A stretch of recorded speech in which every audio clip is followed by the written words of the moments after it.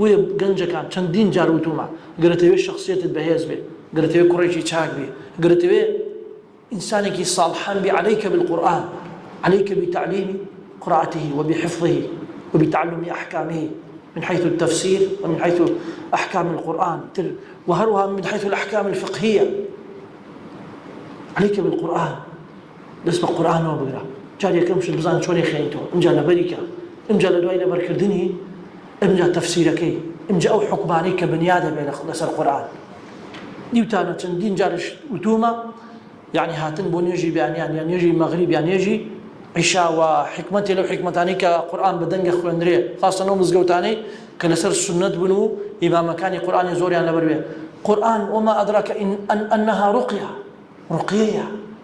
قورئانت بۆ خوێندرێ دڵ و دەروون تەگۆڕێ مێشکت سافە بێ ئین تو کە دی بۆ نوێژ چاوت ناکرێتەوە بێهێزی بەسکە لە دوای نوێژەکە چ تاقەت و هێزێکت پێ ئەبەخشێ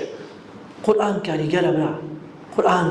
معجزەیەکە هەتا ڕۆژی قیامەت ئاسەوار و کاریگەری هەیە بەسەر مرۆڤەکان و حتمەن چەندێک کەسێک قورئانی خۆش بێ و چەندێک متەقی بێ چەندێک کاری پێ بکە ئەو نە کاریگەری بەسەرەوە لەو کەسانەی تر زیاترەکە سەرەکی